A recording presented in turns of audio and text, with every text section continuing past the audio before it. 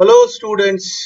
आज हम पढ़ने जा रहे हैं चेंज इन वेलोसिटी और एक्सेलरेशन और दोनों ही बड़े इंटरेस्टिंग टॉपिक हैं। तो पहले हम बात करते हैं चेंज इन वेलोसिटी की। चेंज इन वेलोसिटी जैसा कि आपको नाम से ही समझ में आ रहा है, अगर हम फाइनल वेलोसिटी से इनिशियल वेलोसिटी को सब्ट्रैक्ट कर ले तो हमारे पास आ जाएगी चेंज इन वेलोसिटी। तो change in velocity is final velocity vector minus initial velocity vector. ये एक नया वेक्टर है। अगर हम कॉमन सेंस से सोचे तो ये final velocity plus minus initial velocity होगा।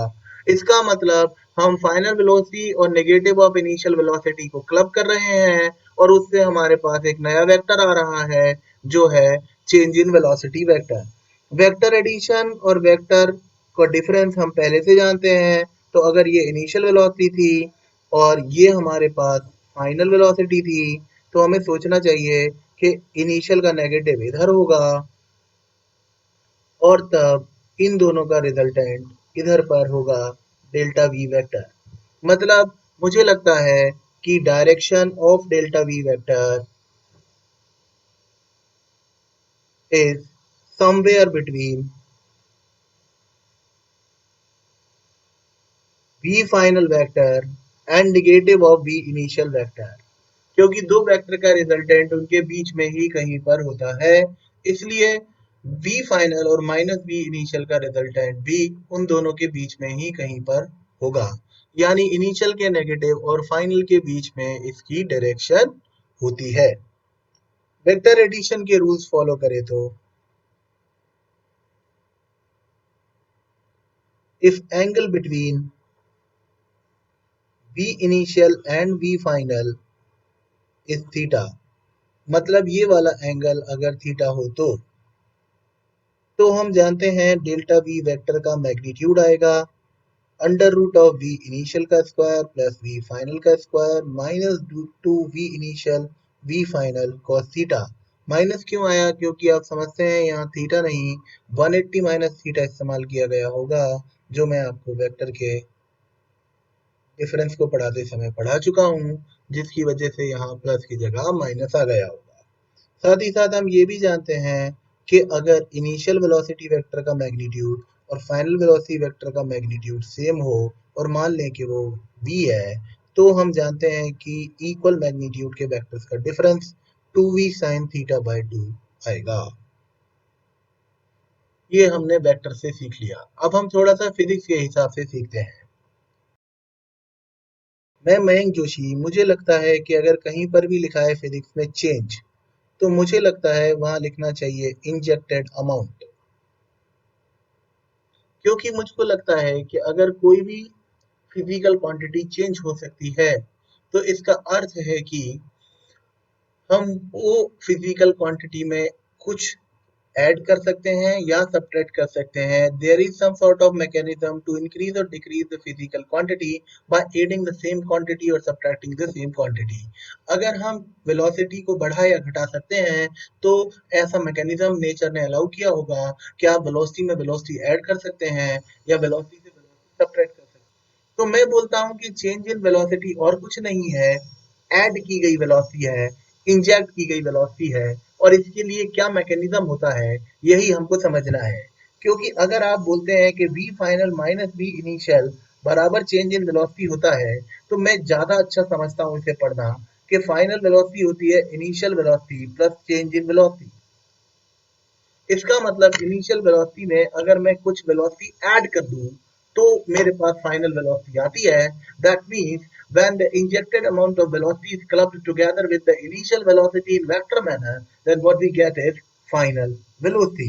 मान लीजिए कि मैं इधर जा रहा था और ये मेरी इनिशियल वेलोसिटी थी, पर मेरी इच्छा तो इधर जाने की हो रही थी। भगवान जाने क्यों, हो सकता है मुझे इधर किसी से मिलने जाना हो, तो मैं इधर जाना चाहता था। तो मैं चाहता हूं कि मेरी फाइनल वेलोसिटी इधर हो। अब मैं इस वेलोसिटी को इधर जाते जाते इधर जाने के लिए टर्न कैसे करूं?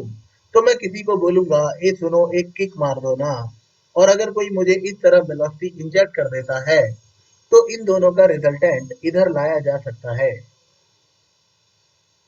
इस तरह से अगर हम किसी पुरानी वेलोसिटी में कुछ नई वेलोसिटी ऐड कर दें और उसको वेक्टर लॉस का ध्यान रखते हुए ऐड करें, तो ना केवल हम मैग्नीट्यूड को चेंज कर सकते हैं, बल्कि हम वेलोसिटी के डायरेक्शन को भी चेंज कर सकते हैं। जैसे कि मान लीजिए कि आप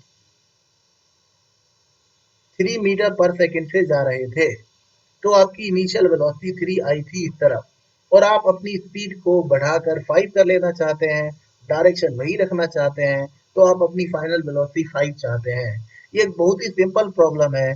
इसमें आप क्या करेंगे कि अपनी वेलोसिटी, अपने पास जो वेलोसिटी है उसमें 2 आई कैप और ऐड कर देंगे। जब आप ये दोनों ऐड कर देंगे तो आपके पास फाइनल वेलोसिटी आ जाएगी 5 आई कैप। जैसे कि समझिए कि अगर कहीं क्रिकेट का मैच चल रहा है, तो क्रिकेट के मैच में बॉलर जिस बॉल को थ्रो करता है, उसके पास कुछ वेलोसिटी होती है, जिसको आप उसकी इनिशियल वेलोसिटी मान सकते हैं। अगर उसे कोई डिस्टर्ब ना करे तो वो इसी तरह सीधे बॉल चली जाएगी। यहाँ कई फील्डर्स होते हैं। बैट्समैन चाहता है कि बॉल को इधर से बाउंड्री लाइन पे भेज दे, यानी वो बॉल की फाइनल स्पीड इधर चाहता है। तो अब उसे इस इनिशियल वेलोसिटी में कुछ वेलोसिटी ऐड करना होती है, इसलिए वो बैट से बॉल को हिट करता है और इस तरफ कहीं इसमें कुछ वेलोसिटी इंजेक्ट कर देता है। इस तरह इनिशियल वेलोसिटी इधर थी, इंजेक्टेड वेलोसिटी इधर थी, लेकिन बॉल गई इधर। और यही गेम है।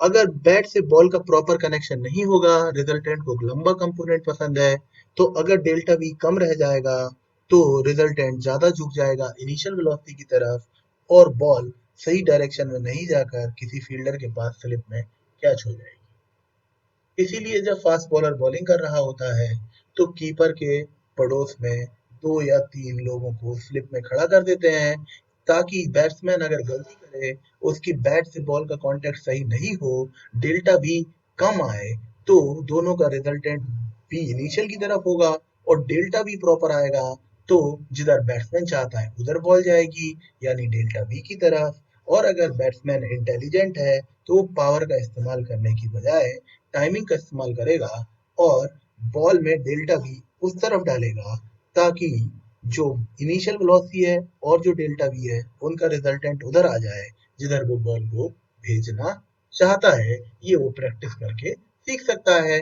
लेकिन अगर हम सोचें, तो उसने गेंद को मोड़ना चाहा और उसमें स्पीड डालना चाहिए, और दोनों काम को करने के लिए उसने पहले से जो वेलोसिटी बॉलर ने मेहनत करके डाली थी, उसमें कुछ वेलोसिटी इंटेलिजेंट तरीके से ऐड करवा दी, और क्योंकि वेलोसिटीज वेक्टर है, इसलिए रिजल्टेंट आया इनिशियल और इंजेक्टेड के बीच में कहीं पे।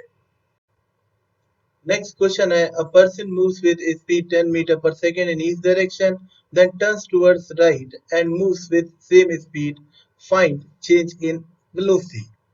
इनका कहना है कि एक इंसान पहले ईस्ट में जा रहा था, फिर राइट टर्न लेकर चलने लगा।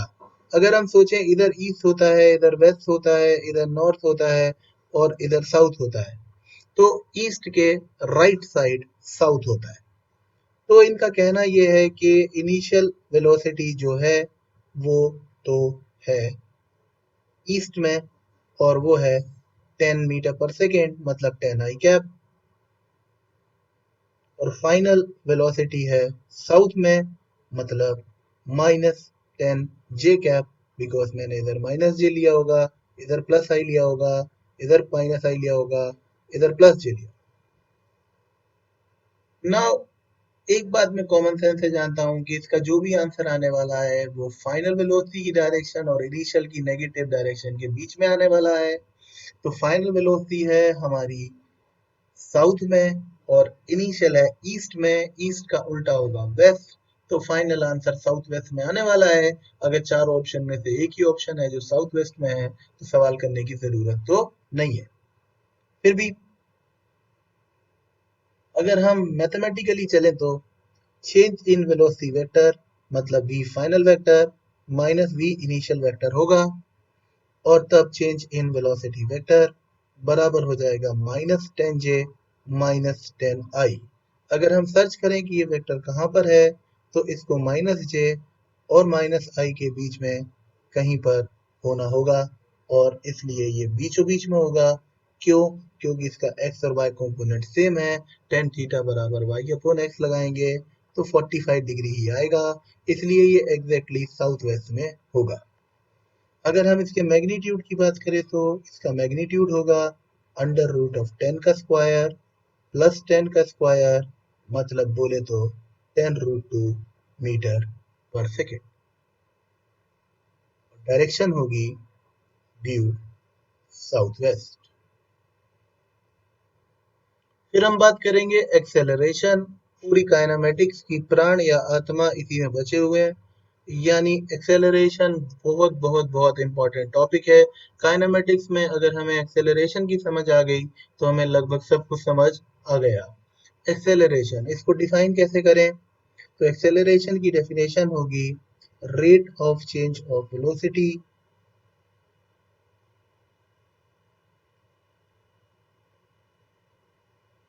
विथ रिस्पेक्ट टू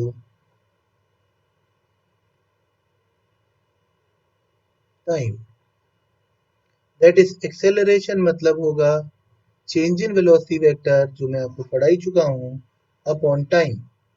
क्योंकि टाइम इंटरवल स्केलर है, change in velocity vector vector है, तो एक्सेलरेशन एक वेक्टर क्वांटिटी होगी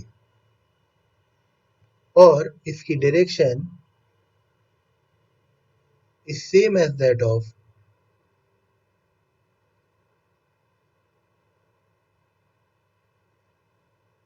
change in velocity vector, same as that of change in velocity vector। याद रखिए कि एक एक्सेलरेशन वेक्टर की डायरेक्शन वही होगी जो चेंज इन वेलोसिटी वेक्टर की डायरेक्शन होगी। वेलोसिटी की डायरेक्शन डिस्प्लेसमेंट की डायरेक्शन में होती थी। वेलोसिटी की डायरेक्शन अगर आपको पता है तो आपको एग्जैक्टली पता है कि आप किधर जा रहे हैं, यानी आप किस डायरेक्शन में जा रहे हैं, ये केवल आपको वेलोसिटी की डायरेक्शन से पता चल सकता है, एक्सेलरेशन की डायरेक्शन से नहीं। क्योंकि एक्सेलरेशन वेलोसिटी के अपोजिट भी हो सकता है, सेम डायरेक्शन में भी हो सकता है, किसी और डायरेक्शन में भी हो सकता है। जैसे कि एक्सेलरेशन की डायरेक्शन वही है जो चेंज इन वेलोसिटी की डायरेक्शन है। अभी पिछले क्वेश्चन में आपने देखा कि कोई ईस्ट में जा रहा था और साउथ में मुड़ गया, तो उसकी change in velocity south west में आई। इसका फिजिकल मीनिंग है कि अगर आपको ईस्ट में जाते जाते साउथ में मुड़ना है तो कोई एक्सटर्नल एजेंसी होना चाहिए जो आपको धक्का लगाए साउथ वेस्ट में और आपके अंदर वेलोसिटी घुसाए साउथ वेस्ट में, वेलोसिटी इंजेक्ट करे साउथ वेस्ट में, तभी आप ईस्ट में जाते जाते वेस्ट में मुड़ पाएंगे। ये हमारे पास एक्सेलरेशन का मतलब है। फिर अगर हम इसकी यूनिट देखें तो एक्सेलरेशन की यूनिट होगी वेलोसिटी की यूनिट, यानी मीटर पर सेकेंड यानी कि मीटर पर सेकेंड स्क्वायर। पर मुझे मीटर पर सेकेंड ज्यादा पसंद है, क्योंकि इससे साफ पता चलता है कि एक्सेलरेशन का कैरेक्टरिस्टिक क्या है, what acceleration wants to do. When you apply acceleration to any body, then it injects velocity in the direction of application of itself. अगर एक्सेलरेशन हमने किसी बॉडी पर लगाया तो वो उस बॉडी में वेलोसिटी इंजेक्ट करने लगेगा लगातार पर सेकेंड, उतना जितना उसका मैग्नीट्यूड है, उसी डायरेक्शन में जिस डायरेक्शन में आपने एक्सेलरेशन अप्लाई किया। जैसे अर्थ हर चीज को अपने सेंटर की तरफ पुल करती है और ग्रेविटेशनल एक्सेलरेशन है 10 मीटर पर सेकेंड स्क्वायर अर्थ के सेंटर की तरफ, तो मैं इसे लिख सकता हूँ 10 मीटर पर सेकेंड, जिसका मतलब है कि अर्थ किसी भी बॉडी को अपने सेंटर की तरफ 10 मीटर पर सेकेंड का एक्सेलरेशन दे रही है। मतलब ग्राउंड सरफेस की तरफ 10 मीटर पर सेकेंड ऐड हो जाएगा किसी भी बॉडी में जो अंडर ग्रेविटी मूव कर रही है, फ्रीली फॉल कर रही है, उसकी डाउनवर्ड डायरेक्शन में वेलोसिटी इतनी ऐड हो जाएगी। सोचना चाहिए, एक्सेलरेशन वो एक्सटर्नल एजेंसी है जो वेलोसिटी इंजेक्ट करती है उस डायरेक्शन में जिस डायरेक्शन में उसे अप्लाई किया गया, लगातार बिना रुके बिना थके उस डायरेक्शन में जिस डायरेक्शन में आपने एक्सेलरेशन अप्लाई किया। इसको मैं आपको और डिटेल में समझाता हूँ। मान लीजिए आपने किसी टावर से एक बॉल को 10 मीटर पर सेकंड से हॉरिजॉन्टली फेंक दिया। अब क्योंकि ये टावर अर्थ पे है और अर्थ पर ग्रेविटेशनल एक्सेलरेशन है 10 मीटर पर सेकंड स्क्वायर, यानी कि 10 मीटर पर सेकंड, इसलिए t बराबर 0 टाइम पर अगर आपने इसे इधर फेंक दिया, अब चूंकि जो u है, ना इसकी डायरेक्शन में कोई एक्सेलरेशन लग रहा है, ना इसकी अपोजिट डायरेक्शन में कोई एक्सेलरेशन लग रहा है, तो u तो 10 मीटर पर सेकंड का 10 मीटर पर सेकंड ही रहेगा। लेकिन t बराबर 1 सेकंड पर u तो 10 मीटर पर सेकंड ही है, लेकिन क्योंकि इस g को 1 सेकंड मिल गया, तो इस 1 सेकंड में इसने y डायरेक्शन में इसके अंदर वेलोसिटी डाल दी होगी 10 मीटर पर सेकंड, क्योंकि एक्सेलरेशन का वही काम है। इस वजह से इन दोनों का रिजल्टेंट इधर हो गया होगा 10√2। एक और सेकंड के बाद u तो अभी भी उतना ही रहेगा, क्योंकि ना उसे कोई पीछे से धक्का दे रहा है, ना आगे से धक्का दे रहा है। और ये वाला जो एक्सेलरेशन है, इसने यहाँ वेलोसिटी 2 बार 2 सेकंड में 10-10 ऐड करके 20 मीटर पर सेकंड कर दी होगी, इसलिए इनका रिजल्टेंट अब इधर आ जाएगा, जो होगा √10 का स्क्वायर प्लस 20 का स्क्वायर, और वो ज्यादा झुका हुआ होगा 20 मीटर पर सेकंड की तरफ। इसीलिए जब आप छत से एक पत्थर को फेंकेंगे, तो वो इस तरीके से पैराबोलिक पाथ ट्रेस करता हुआ चला जाएगा। और ये बहुत ही कॉमन सेंस की बात है, आप कोई भी ऑब्जेक्ट सामने थ्रो कीजिए, वो इस तरह से अपनी डायरेक्शन चेंज करता हुआ चला जाता है। तो हमें सोचना चाहिए कि वो एक्सेलरेशन जो मोशन के परपेंडिकुलर डायरेक्शन में लग रहा है, उसने क्या किया, उसने वेलोसिटी भी इंजेक्ट की और डायरेक्शन को चेंज भी किया। इस तरह वो पार्टिकल अपना रास्ता भी बदला और उसकी स्पीड भी बढ़ती चली गई।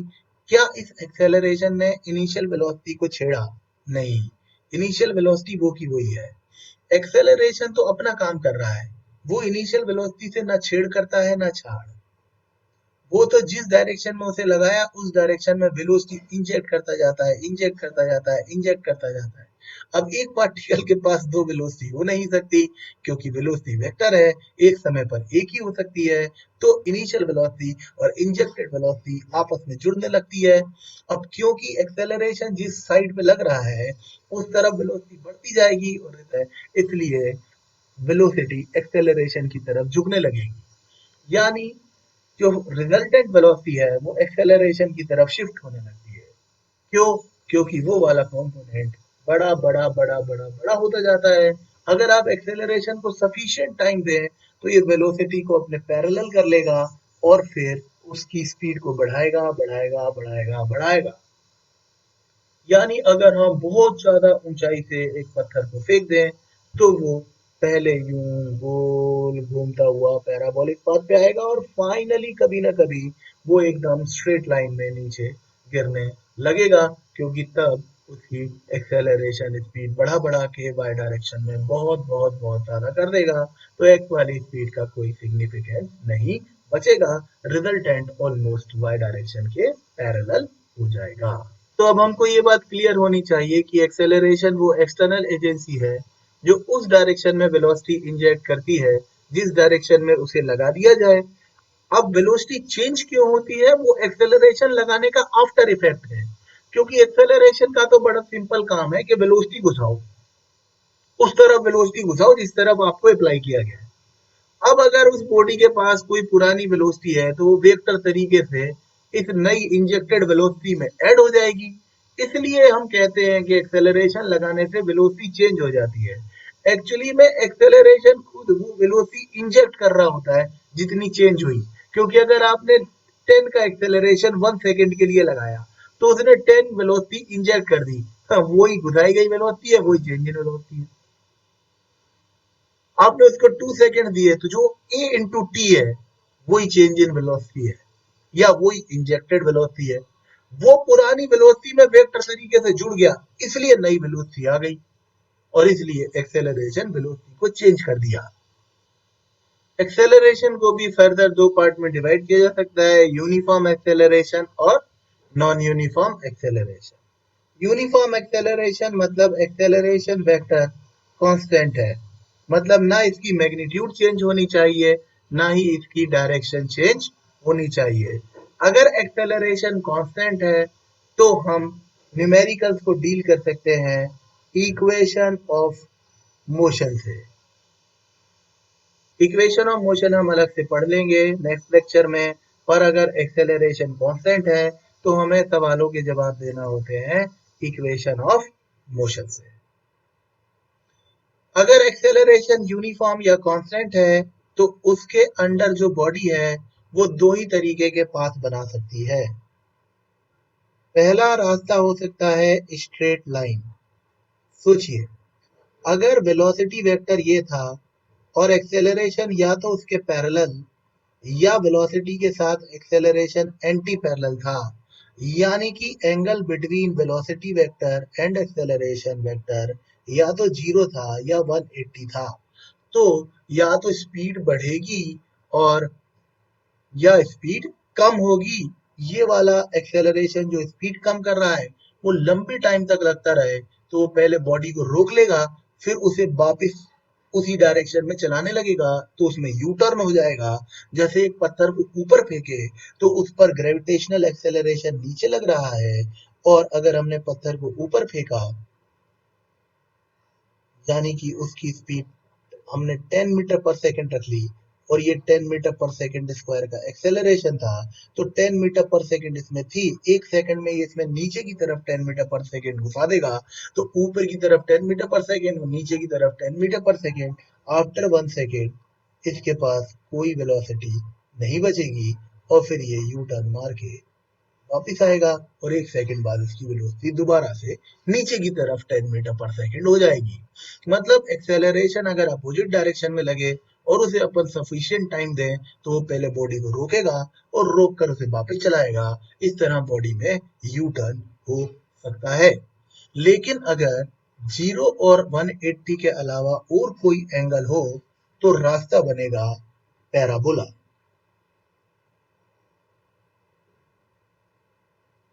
If angle between initial velocity and acceleration is other than 0 और 180 डिग्री, 0 भी नहीं हो और 180 भी नहीं हो, अदर देन 0 और 180। तो अगर 180 और 0 के अलावा कोई भी एंगल हो, जैसे ग्रेविटेशनल एक्सेलरेशन एक यूनिफॉर्म एक्सेलरेशन है, आप एक पत्थर को ऊपर फेंकिए, ऊपर जाएगा वापस आएगा, स्ट्रेट लाइन में मूव कर रहा है, छत से नीचे गिराइए स्ट्रेट लाइन में मूव कर रहा है। इन दो केस में जी और इनिशियल वेलोसिटी की डायरेक्शन या तो पैरेलल है या एंटी पैरेलल है, लेकिन आप छत से चारों तरफ पत्थर को फेंकिए, वो पैराबोलिक पाथ बनाते हुए गिर जाएंगे एक फाउंटेन की तरह।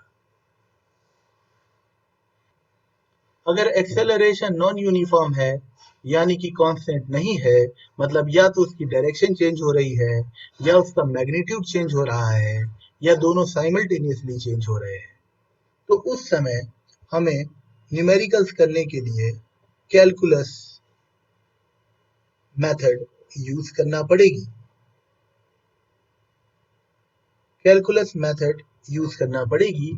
कैलकुलस मेथड यूज करने के लिए हमें समझ होना चाहिए इंस्टेंटेनियस एक्सेलरेशन की और एवरेज एक्सेलरेशन की। बात करते हैं सबसे पहले एवरेज एक्सेलरेशन। एवरेज एक्सेलरेशन मतलब total change in velocity upon time interval. मतलब किसी गिवन टाइम इंटरवल में टोटल चेंज कितना आया वेलोसिटी में, वो अगर हम पता कर लें और उसे टाइम से डिवाइड कर दें तो हमारे पास एवरेज एक्सेलरेशन आ जाएगा। अगर हम वेलोसिटी और टाइम के बीच में ग्राफ ड्रॉ कर लें,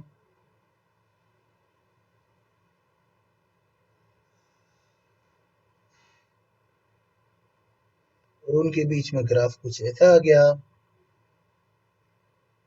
ये पॉइंट ए है जहां ये इनिशियल वेलोसिटी है टाइम t1 पर। ये पॉइंट बी है जहां ये फाइनल वेलोसिटी है टाइम t2 पर। तो हमें दिख रहा है कि ये डेल्टा v है और ये डेल्टा t है। तब अगर हम यहाँ एक कॉर्ड का स्लोप बनाएं तो इस कॉर्ड का जो स्लोप है वो delta v upon delta t दे रहा होगा। इसलिए इसको हम tan थीटा लिख सकते हैं। याद रखिए tan थीटा है slope of chord of velocity time curve. Special point ये है कि अगर equation between acceleration and time is linear, then आप एवरेज निकाल सकते हो a initial plus a final upon 2 से। बिल्कुल उसी तरह जैसे हम वेलोसिटी का एवरेज निकाल लेते थे। फिर अगर हम इंस्टेंटेनियस एक्सेलरेशन की बात करें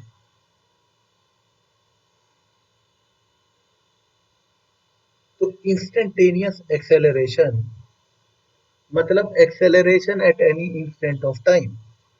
जैसे हमने इंस्टेंटेनियस वेलोसिटी देखी थी। मैंने आपको बताया था कि इंस्टेंटेनियस वैल्यू एवरेज की होती है, लेकिन वो बहुत छोटे टाइम में लिया गया एवरेज होता है।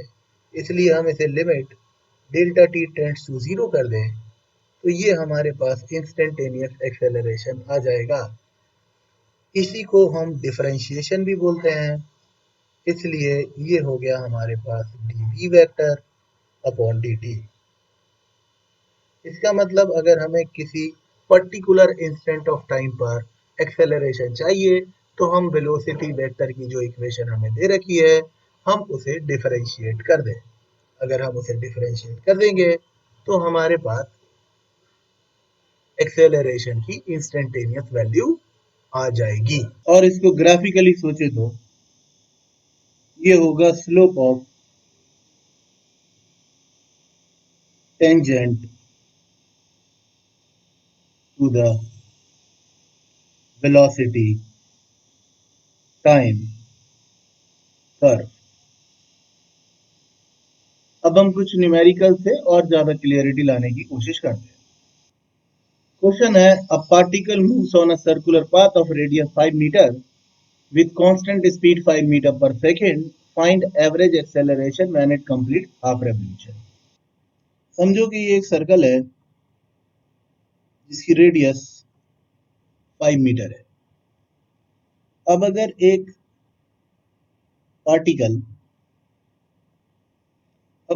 पार्टिकल पॉइंट ए से पॉइंट बी तक जाता है जो डायमेट्रिकली ऑपोजिट पॉइंट है और ए पर इसकी कुछ वेलोसिटी है v1 वेक्टर और बी पर इसकी कुछ वेलोसिटी है v2 वेक्टर। उन्होंने बताया गया है कि इसकी स्पीड कांस्टेंट है। स्पीड कांस्टेंट है मतलब ये 5 मीटर पर सेकेंड से चल रहा है। तो अगर मैं इसे मान लूँ 5 जे कैप तो ये हो जाएगा -5 जे कैप। अब मुझे चाहिए एवरेज एक्सेलरेशन, जिसको निकालने के लिए दो चीजें चाहिए, एक तो चेंज इन वेलोसिटी वेक्टर और दूसरा टाइम। यहां से यहां तक का जो डिस्टेंस है वो हुआ होगा पाई आर, हाफ साइकिल, और उसको हमने 5 मीटर पर सेकेंड से चल के पूरा किया। तो ए से बी तक जाने में टाइम कितना लगा होगा? वो लगा होगा पाई आर अपॉन स्पीड। तो पाई आर का मतलब 5 है, स्पीड का मतलब भी 5 है, मतलब टाइम लगा होगा 5 सेकेंड। फिर निकालें चेंज इन वेलोसिटी वेक्टर, तो होगा final vector minus initial vector. तो चेंज इन वेलोसिटी वेक्टर आएगा -5 जे कैप -5 जे कैप। तो डेल्टा वी वेक्टर बराबर हो जाएगा -10 जे कैप। डेल्टा वी की मैग्नीट्यूड आ जाएगी 10 मीटर पर सेकेंड। अब हमें चाहिए एवरेज एक्सेलरेशन, उसका मैग्नीट्यूड होगा चेंज इन वेलोसिटी वेक्टर का मैग्नीट्यूड डिवाइडेड बाय टाइम, तो ये हो जाएगा 10/5 मीटर पर सेकेंड स्क्वायर। ये इसका आंसर आ गया। नेक्स्ट क्वेश्चन है, if velocity vector is equal to 3t I cap plus 4t square j cap, then find value of velocity and acceleration at t is equal to 1 second and t is equal to 2 second। अब ये instantaneous velocity पूछ रहा है और instantaneous acceleration पूछ रहा है, क्योंकि t बराबर 1 और 2 सेकेंड पर पूछ रहा है। तो इसको सॉल्व करते हैं। हम जानते हैं कि एक्सेलरेशन होगा instantaneous acceleration dv upon dt होगा, तो हम इसको डिफरेंशिएट कर लेंगे। Differentiation of 3t I cap plus 4t square, 3 से कोई लड़ाई नहीं है, t का डिफरेंशिएशन t के रिस्पेक्ट में 1 देगा, 4t स्क्वायर का डिफरेंशिएशन करना है, तो dt अपॉन dt तो 1 हो जाएगा और t की पावर n का फॉर्मूला हो जाएगा nt n-1। ये दोनों लगाने पर ये हो जाएगा 3i प्लस 4, ये हो जाएगा 2t 2-1 j, तो ये हो जाएगा 3i cap plus 8t j cap. ये हमारे पास एक्सेलरेशन की वैल्यू है। अब हम गिवन टाइमिंग्स पर वेलोसिटी और एक्सेलरेशन दोनों बता सकते हैं।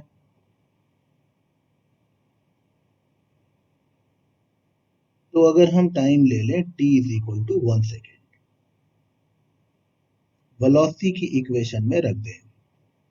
वेलोसिटी थी 3t I कैप, तो t की जगह 1 रख दें, I cap plus 4t square, t की जगह 1 रख दें, j कैप, तो वेलोसिटी वेक्टर आ गया 3i cap plus 4j cap. Acceleration की वैल्यू थी 3i cap plus 8tj cap, t की जगह 1 रख दें, तो एक्सेलरेशन आ गया 3i प्लस 8j। ये हमारे पास एक्सेलरेशन की वैल्यू हो गई। t is equal to 2 seconds पर देखें तो v बराबर 3t, t की जगह 2 रख दें, i plus 4t square j square j, तो ये हो गया हमारे पास 6i प्लस 16j। फिर एक्सेलरेशन देखें, वो है 3i प्लस 8t, t की जगह 2 रख दें, तो ये हो गया हमारे पास 3i प्लस 16j। इस तरह हम देख सकते हैं कि अगर हमें वेलोसिटी की इक्वेशन दी हो तो हम इंस्टेंटेनियस एक्सेलरेशन कैलकुलेट कर सकते हैं। एक बड़ा विचार आता है दिमाग में कि रिटार्डेशन, रिटार्डेशन वर्ड बुक में कई बार लिखा होता है, तो व्हाट इज रिटार्डेशन? एक्चुअली में रिटार्डेशन आप मान सकते हैं एक्सेलरेशन का निकनेम है। हम उस एक्सेलरेशन को रिटार्डेशन कहते हैं जो स्पीडिंग डाउन का कॉज होता है। Whenever acceleration causes speeding down, then we can call it retardation. So retardation मतलब when acceleration causes speeding down, it is called retardation. अब यहाँ एक मिसकंसेप्शन है, लोग सोचते हैं कि रिटार्डेशन मतलब नेगेटिव एक्सेलरेशन। ये गलत बात है, ये मिसकंसेप्शन है। देखिए मैं आपको समझाता हूँ। अगर हमारे वेलोसिटी पॉजिटिव है, पॉजिटिव मतलब हमने जिस डायरेक्शन को पॉजिटिव लिया है, से कि ये डायरेक्शन पॉजिटिव था, ये डायरेक्शन नेगेटिव था, तो ये पॉजिटिव डायरेक्शन में है। इसके अपोजिट एक्सेलरेशन होगा तो वो नेगेटिव एक्सेलरेशन होगा, then it causes speeding down. पर अगर इसकी उल्टी सिचुएशन हो, वेलोसिटी नेगेटिव डायरेक्शन में है और एक्सेलरेशन पॉजिटिव डायरेक्शन में है, तब भी तो ये स्पीडिंग डाउन ही करेगा। तो इससे फर्क नहीं पड़ता कि एक्सेलरेशन नेगेटिव है या एक्सेलरेशन पॉजिटिव है। If angle between velocity vector and acceleration vector is 180, that is v vector is anti-parallel to a vector, then it causes speeding down। तो बुक्स में मिसकंसेप्शन ये है कि वहां लिखा रहता है नेगेटिव एक्सेलरेशन मतलब retardation. Negative acceleration with respect to velocity is called retardation, मतलब जिधर वेलोसिटी है उसके अपोजिट एक्सेलरेशन होना चाहिए। एक्सेलरेशन प्लस का है कि माइनस का है उससे मुझे ज्यादा मतलब नहीं है, मेरे को मतलब इस बात से है कि वो वेलोसिटी की डायरेक्शन में है या वेलोसिटी की ऑपोजिट डायरेक्शन में है। अब देखिए कि हम एक्सेलरेशन को रिप्रेजेंट करते हैं वेलोसिटी वेक्टर के डिफरेंशिएशन से। अगर हमें कहीं दिखाना हो मैग्नीट्यूड ऑफ एक्सेलरेशन तो हम ए का मैग्नीट्यूड लेंगे, तो हमें इस पूरे टर्म का मैग्नीट्यूड लेना पड़ेगा। तो अगर हमें dv वेक्टर अपॉन dt पूरे टर्म का मैग्नीट्यूड लेके दिखाया गया है तो वो एक्सेलरेशन का मैग्नीट्यूड है। पर अब यहाँ दो ऐसे क्वेश्चन आते हैं जो परेशान करते हैं। एक होता है dv वेक्टर के मैग्नीट्यूड का डिफरेंशिएशन, यानी v वेक्टर के मैग्नीट्यूड का डिफरेंशिएशन। इसको कहते हैं rate of change of speed. क्योंकि ये जो v वेक्टर का मैग्नीट्यूड है ये इंस्टेंटेनियस स्पीड है और आप स्पीड का डिफरेंशिएशन कर रहे हैं, यानी ये एक्सेलरेशन का वो कंपोनेंट है जो स्पीड को गवर्न कर रहा है। इसको थोड़ा बेहतर समझते हैं। अगर मान लीजिए ये हमारे पास वेलोसिटी वेक्टर और ये हमारे पास एक्सेलरेशन वेक्टर, तो हम इस एक्सेलरेशन के दो कंपोनेंट कर सकते हैं जैसा हमने वेक्टर अलजेब्रा में सीखा था। एक तो हो सकता है इसका वो कंपोनेंट जो वेलोसिटी के पैरेलल है और एक जो परपेंडिकुलर है। जो परपेंडिकुलर है वो केवल डायरेक्शन को गवर्न कर रहा होगा, लेकिन जो पैरेलल है वो मैग्नीट्यूड ऑफ वेलोसिटी को यानी स्पीड को गवर्न कर रहा होगा। यानी कि v वेक्टर के मैग्नीट्यूड का डिफरेंशिएशन अगर कहीं लिखा है तो वो है ए पैरेलल, यानी कंपोनेंट ऑफ एक्सेलरेशन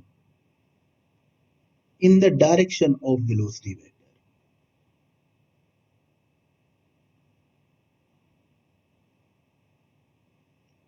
आप जानते हैं कंपोनेंट को प्रोजेक्शन भी लिख सकते हैं, यानी projection of A vector along B vector. मैंने आपको प्रोजेक्शन निकालना भी सिखाया था, इसलिए ए पैरेलल यानी कि डीवी वेक्टर के मैग्नीट्यूड का डिफरेंशिएशन बराबर होगा ए वेक्टर डॉट वी कैप। ये इसका प्रोजेक्शन होगा। इसको वेक्टर फॉर्म में लिखना है तो एक वी कैप और लिखना पड़ेगा, ऐसा हमने वेक्टर्स में सीखा था। नेक्स्ट क्वेश्चन है position vector of a particle in motion is given by r vector is equal to ti cap plus half t square j cap plus tk cap, then find as a function of time number 1 velocity, number 2 speed, number 3 acceleration, number 4 magnitude of acceleration, number 5 rate of change of speed, and number 6 magnitude of component of acceleration perpendicular to the direction of velocity। लगभग सब कुछ ही पूछ लिया। चलिए try करते हैं।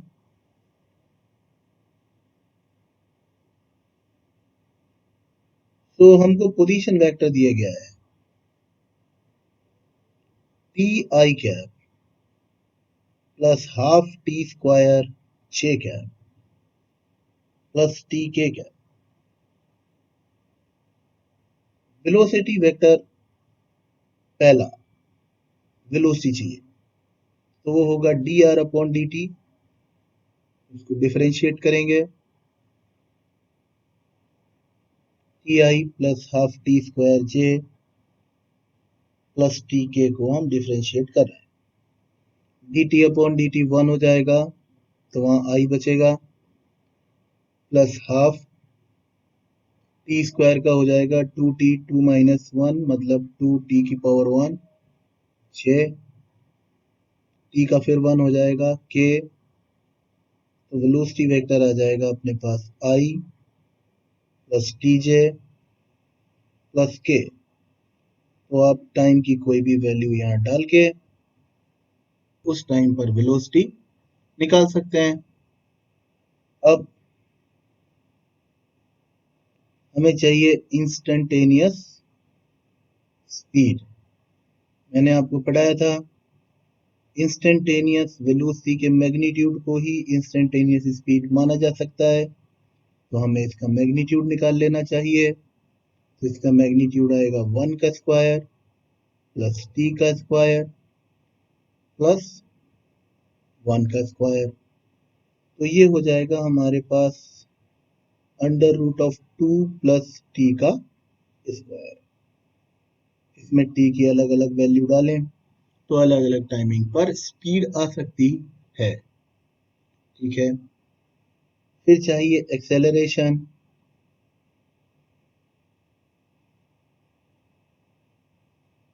Acceleration होगा d v vector upon d t, ये हो गया d upon d t i cap plus t j cap plus k cap. Differentiate कर दिया, ये 0 हो गया, ये जे हो गया, ये 0 हो गया, तो ये हमारे पास आ गया जे कैप। तो एक्सेलरेशन की वैल्यू हो गई जे कैप।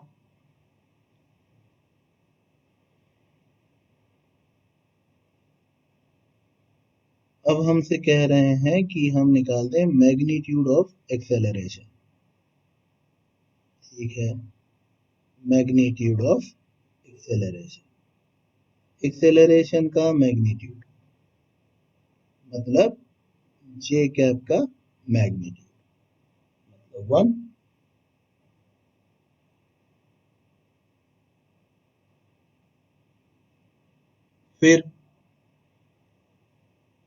फिर अगर हम से पूछा जा रहा है rate of change of speed, इसको हम दो तरीके से कर सकते हैं। या तो हम प्रोजेक्शन वाले मेथड से कर लें या वर्ड टू वर्ड मीनिंग से कर लें।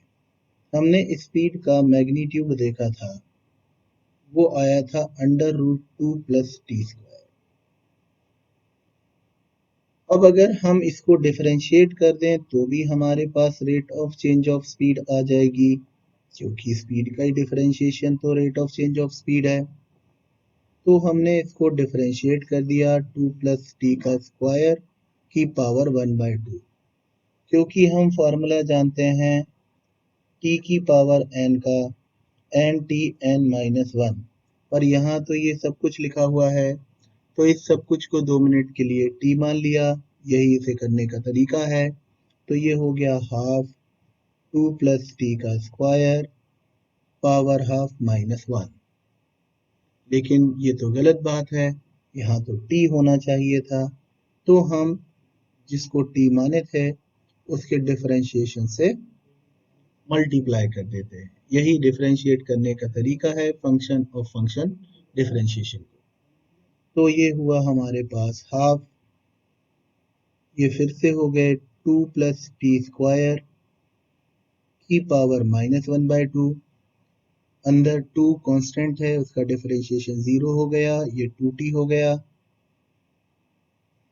तो ये 2 से ये वाला 2 कैंसिल आउट हो गया, ये t बचा और ये पावर -1/2 नीचे आके हो गई +1/2 और उसका मतलब होता है स्क्वायर रूट, इसलिए ये हमारे पास a पैरेलल की वैल्यू आ गई। ये तरीका हुआ डिफरेंशिएशन वाला। अब मान लीजिए हमारा डिफरेंशिएशन कमजोर है तो हम प्रोजेक्शन वाले तरीके से भी निकाल सकते हैं। तो ये तो था इसको करने का मेथड नंबर 1। अब मैं इसको मेथड नंबर 2 से कर देता हूं।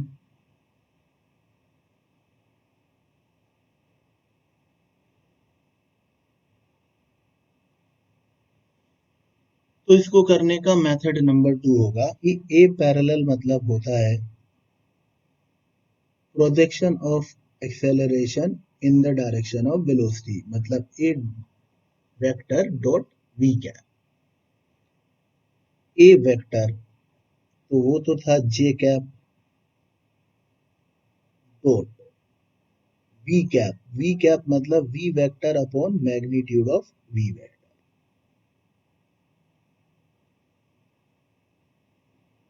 वी वेक्टर था i cap plus t j cap plus k cap और v का मैग्नीट्यूड हमने निकाला था square root of 2 plus t square. J का आई में करेंगे 0, जे का के में करेंगे 0, जे का जे में करेंगे 1, तो ये हो जाएगा t upon root 2 plus t square. ये हमारे पास ए पैरेलल आ गया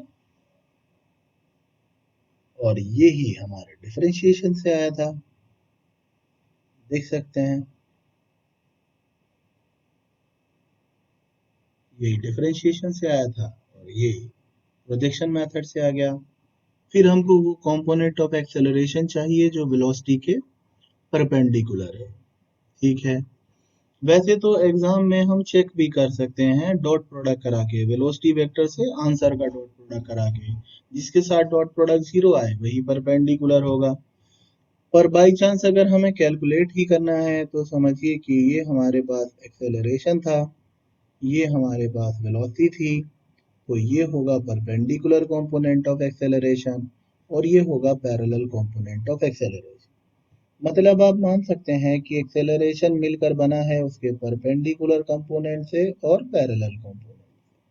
हमें ये दोनों पता है, इसलिए परपेंडिकुलर कंपोनेंट हो जाएगा टोटल एक्सेलरेशन में से parallel component of acceleration subtract करने पर।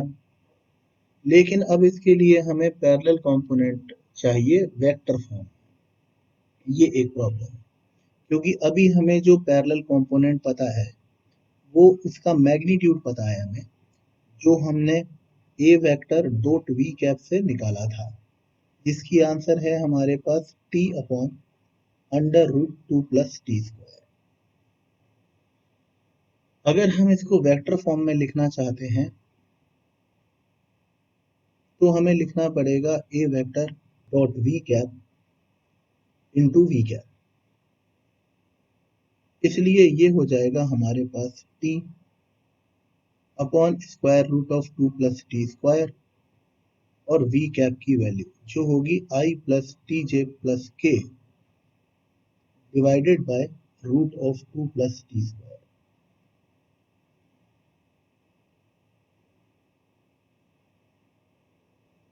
तो ये हो जाएगा हमारे पास t i plus t square j plus t k divided by 2 plus t square. ये हमारे पास ए पैरेलल वेक्टर की वैल्यू होगी। अब अगर हमें ए परपेंडिकुलर निकालना है तो ए वेक्टर का मतलब था जे कैप, इसमें से ए पैरेलल जो कि हमने यहाँ निकाला है ये सब्ट्रैक्ट करना पड़ेगा, तो हमें t i plus t square j plus t k upon 2 plus t square subtract करना पड़ेगा। यही ए परपेंडिकुलर वेक्टर का आंसर होगा। हम चाहें तो इसे और भी रिड्यूस कर सकते हैं। अगर हम सिर्फ ए परपेंडिकुलर का मैग्नीट्यूड निकालना चाहते तो वो और आसान होता, क्योंकि ये ए वेक्टर ए पैरेलल वेक्टर और ए परपेंडिकुलर वेक्टर के सम से मिलकर बना।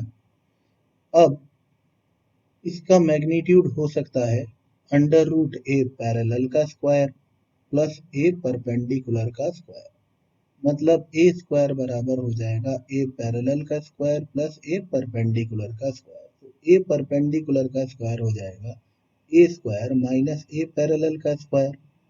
ए स्क्वायर मतलब 1 का स्क्वायर, ए पैरेलल मतलब t upon square root of 2 plus t square का स्क्वायर। तो ये हो जाएगा हमारे पास एलसीएम लेने पर 2 plus t square minus T square upon 2 plus t square, ये ए परपेंडिकुलर का स्क्वायर है।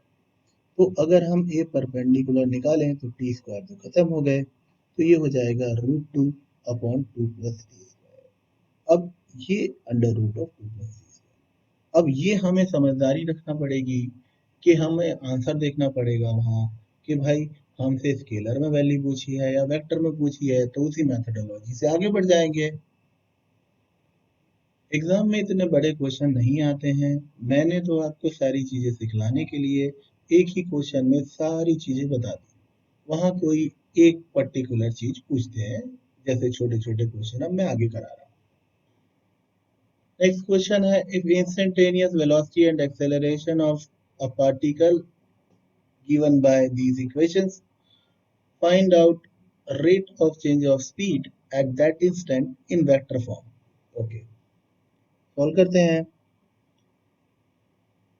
अब क्योंकि हमें मतलब पता है rate of change of speed का, इसलिए परेशानी नहीं है, नहीं तो ये क्वेश्चन खतरनाक है, देखकर समझ ही ना आए पूछ क्या रहे हैं। हमें ए पैरेलल चाहिए वेक्टर फॉर्म में, अगर स्केलर चाहिए होता तो ए वेक्टर डॉट वी कैप करते। यहाँ हम वेक्टर फॉर्म चाहिए हमें, यहाँ हमें वेक्टर फॉर्म चाहिए, इसलिए वी कैप से और मल्टीप्लाई करना पड़ेगा। सोचिए ध्यान से, यहाँ वेलोसिटी की इंस्टेंटेनियस वैल्यू दी गई है, टाइम वेरिंग वैल्यू नहीं दी गई, इसलिए आप इसमें डिफरेंशिएशन वाला मेथड यूज कर ही नहीं सकते। इसलिए आपको क्वेश्चन देखकर ये तय करना पड़ेगा कि आप क्या यूज कर पाएंगे, क्या यूज नहीं कर पाएंगे। ठीक है, तो फिर यहाँ पर ये हुआ a vector dot v vector upon magnitude of v vector, और साथ में यहाँ भी आएगा v vector upon magnitude of v vector. अंदर ब्रैकेट के अंदर डॉट प्रोडक्ट हो रहा है, बाहर कोई डॉट प्रोडक्ट नहीं हो रहा है। चलिए, तो ये मेरे पास हो गया 2i cap plus j cap, जबकि v वेक्टर है 3i cap plus 4j cap. इसका मैग्नीट्यूड भी लिखना होगा, तो वो होगा 3 का स्क्वायर प्लस 4 का स्क्वायर रूट, दैट इज 5। इन दोनों का डॉट प्रोडक्ट कराना होगा, और v कैप की यही वैल्यू एक बार और बाहर भी लिखना होगी।